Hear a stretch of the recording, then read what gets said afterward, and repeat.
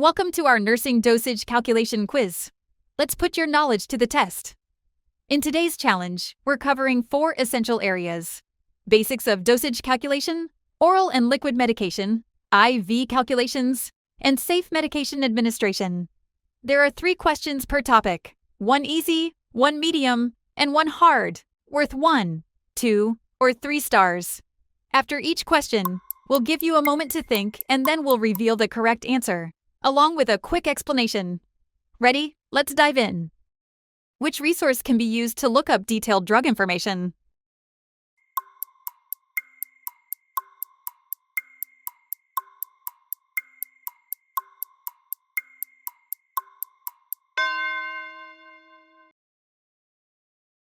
All drugs come with an insert. You can also look at the insert for more information, more detailed information than we have here. You can look in the PDR, the physician's desk reference, and most hospitals have some type of system where you can also look up medications. A medication order requires weight in pounds. Your patient weighs 75.3 kilograms. What weight should the nurse use?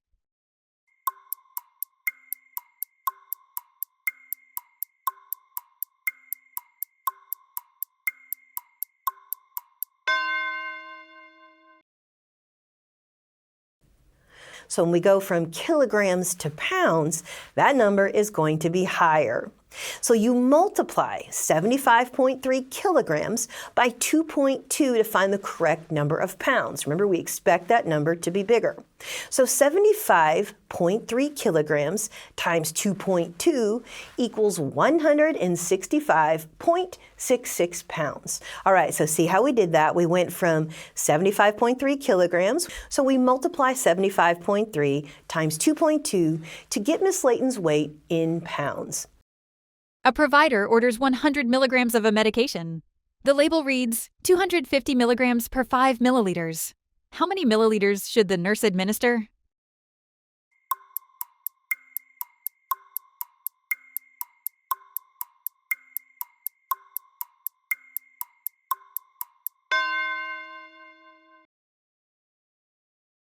All right, so you know what we have. The pharmaceutical company name is usually at the top. We said my last name just for fun. The name of the drug is Bugaway because they let me name it. It's an oral suspension. That means we're going to give it by mouth. 250 milligrams of Bugaway in every 5 milliliters, or 50 milligrams per milliliter. So that tells me the amount of the drug in the liquid measurement. Milligrams is the amount of drug, the dosage, total. 5 milliliters is a liquid measurement. Now I could draw that up in a syringe. I could pour that into a cup. But those are ways that are liquid measurements. So just be clear on that. Milligrams is the dosage. Milliliters is a liquid measurement. Now the next letters you see 250 mg. That means 250 milligrams in every 5 milliliters. All right, so if you divide 250 by 5, how many milligrams do you have per milliliter? Right, you've got 50 milligrams per milliliter. How many drops per milliliter microdrip tubing deliver?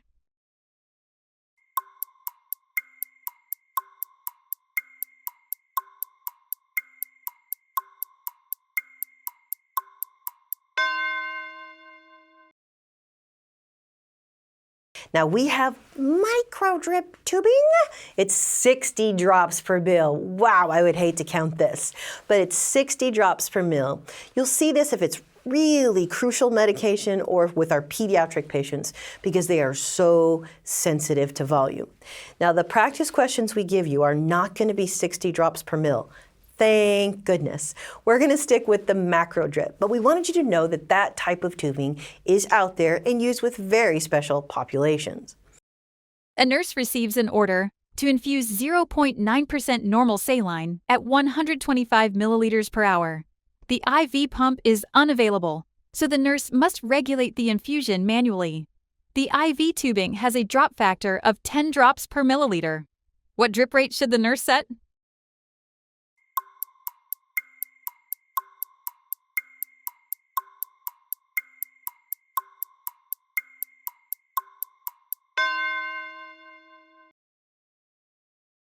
Let's calculate the drops per minute in order to get 2 milliliters in every minute.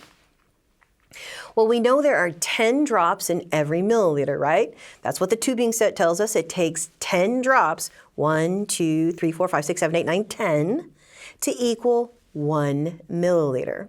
So if I know 10 drops in 1 milliliter, I need to know how many drops are in 2 milliliters. Hey, even if you can already do the math in your head, don't, because I want to use this simple example as a formula. The next step would be to cross multiply, right? 1 times x and 10 times 2. So now I have 1x equals 20. So x equals 20. So I know that I need 20 drops a minute in order for me to have 125 milliliters an hour. An order reads 0.9% normal saline at 125 milliliters per hour for 8 hours. Approximately how much total fluid will the patient receive?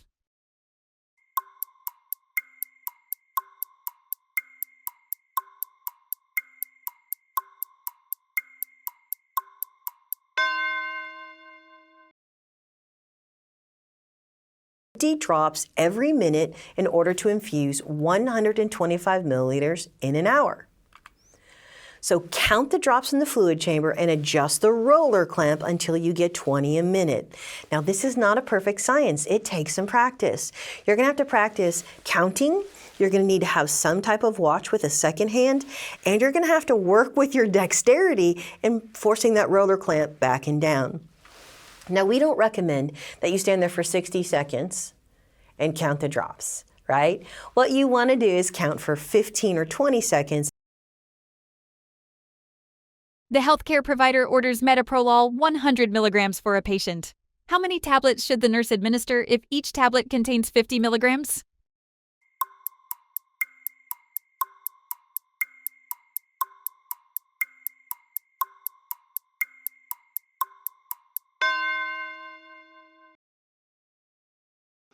The healthcare provider orders metoprolol 100 milligrams by mouth. Now, it's available on the medication cart as metoprolol 50 milligram tablets. How many tablets do you give? Now, before you calculate, does this seem like a reasonable number of tablets? Keep that question in mind when you're at the end. That is the key to patient safety. After you do all the math, you always want to ask yourself, does this seem reasonable and safe? So step 1, what is ordered? Well, what was ordered is 100 milligrams. That's the ordered dose. This is your starting point. Step 2, what do you want? Well, this is your answer unit. What I want are tablets. So I would write that right out at the end. Conversion factor. Well, what connects milligrams to tablets? Well, your available medication is 1 tablet contains 50 milligrams. So write it with tablets on top. Remember, that's your destination unit. And so it's 1 tablet over 50 milligrams. Now, step 5, we got to cancel units. So we know you wanted 100 milligrams over 1. We put the tablet on top, the numerator, because that's what we want, over 50 milligrams, because we know that equals 1. 1 tablet is 50 milligrams. So we're multiplying that by a factor of 1 so we can cancel the units. So we're in step 5. How are we going to cancel them? Well, you've laid it out beautifully. If this is what you did, you've got milligrams on the top of the first fraction. You've got milligrams on the bottom of the second, so they cancel each other. So now you end up with the question of how many tablets? Well, we've got the remaining unit correctly. So when we did the math, you ended up with 100 over 50, which equals 100 divided by 50 is 2 tablets. Now, does that make sense? Yeah, sure. Giving 2 tablets, that's a reasonable amount of medication to give a patient. A patient is prescribed acetaminophen 750 milligrams every 6 hours for pain. The medication available is acetaminophen 500 milligrams per tablet. How many tablets should the nurse administer per dose?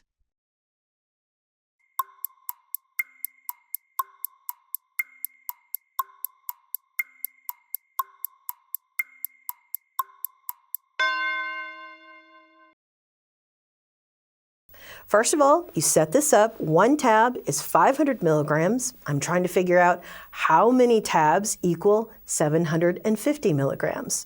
I'm going to multiply the extremes and then the means. That involves cross multiplication. So we always try to put the X on the left side. Just take that for what it is. It helps keep things in order.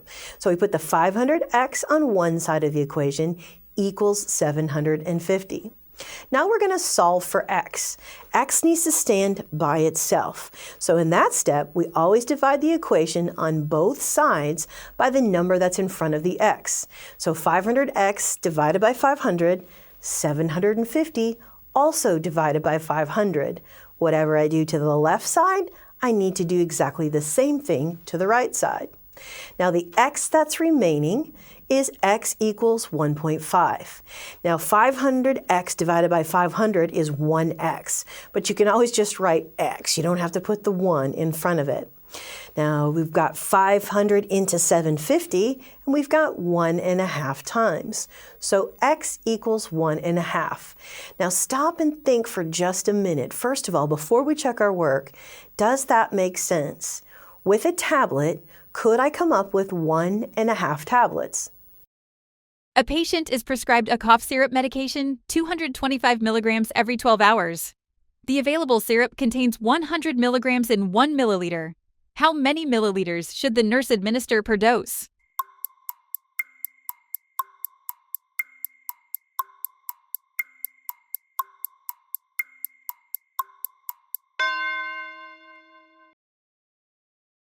So let's get it set up. We have 100 milligrams in 1 ml. We know that we want 225 milligrams, and we want to figure out how many milliliters that is. Now, it's always important that your units match, that they align. The problem on the left, it's milligrams over mil. On the right side, it's milligrams over mil. Proportion won't work unless you have those the same on both sides. So the units need to match numerator and denominator on the left and right sides of the equation. So you multiply the extremes and then the means. We always put X on the left side of the equation to keep things in order.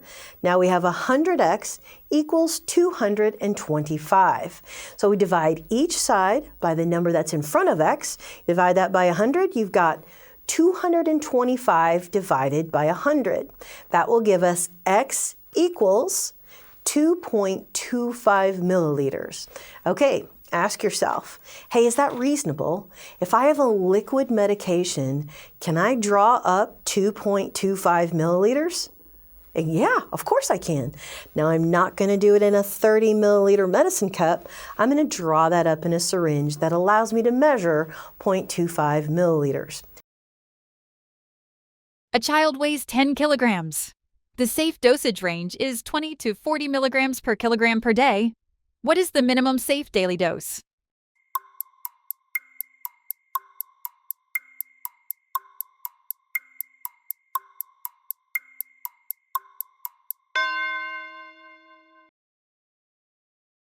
So the child weighs 10 kilograms.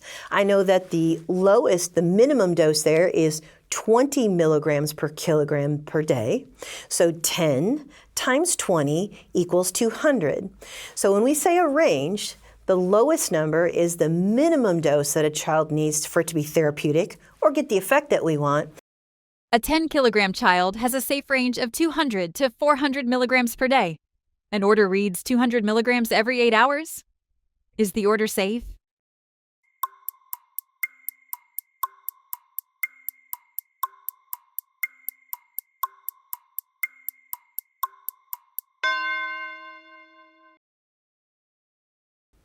Now, let's look at another thing. What if the order read give 200 milligrams of every 8 hours? Is this safe?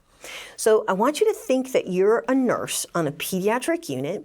You have this child, you're caring for them, they weigh 10 kilograms, and this order read that you should give 200 milligrams every 8 hours. Well, your job as a nurse is to go get that medication, to look at the label like we did. We walked through those previous steps, look what the safe range is and figure it out.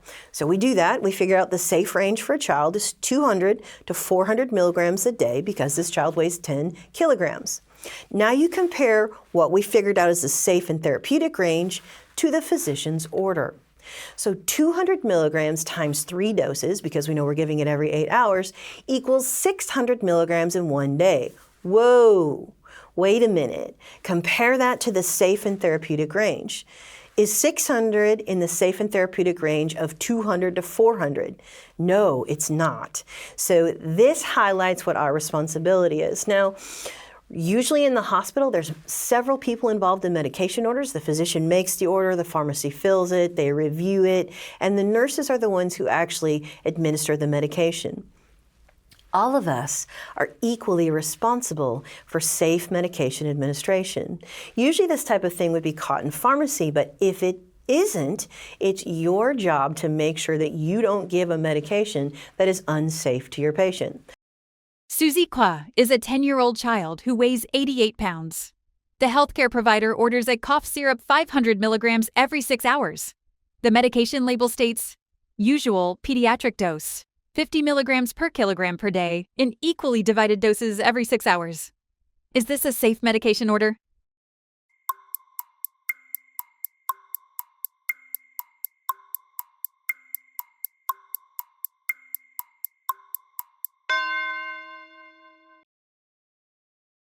So first, we're going to have to convert Susie Q's weight. She weighs 88 pounds. Well, we know we're going to divide that by 2.2 because there are 2.2 pounds in every kilogram. And woo! Thank you, Susie Q. You come up to a beautiful, perfect 40 kilograms. Now we're going to calculate the safe range. Look again at the label. What is the safe range? Well, her weight, 40 kg, remember that just stands for kilograms, times 50 milligrams equals 2,000 milligrams of cough knot. That should be safe. So we've got the safe range. Now, cough knot is 500 milligrams every 6 hours because you go back to that order, right? Cough knot, 500 milligrams every 6 hours. Yes, we've got the right order there. So we're going to give it every 6 hours. 24 hours divided by 6 will be 4 doses. Now each time we give that divided dose, it's going to be 500 milligrams. So 4 times 500 equals 2,000 milligrams of cough knot. Okay, so is this safe? Is this correct for this child? Well, weight-based safe range is 2,000 milligrams of cough knot. Look at that. We're going to give 2,000 milligrams of cough knot. So is this safe? Yes. That's it for today's quiz. Count your stars and let us know how you did in the comments. Keep mastering those core concepts of dosage calculation, and we'll see you next time.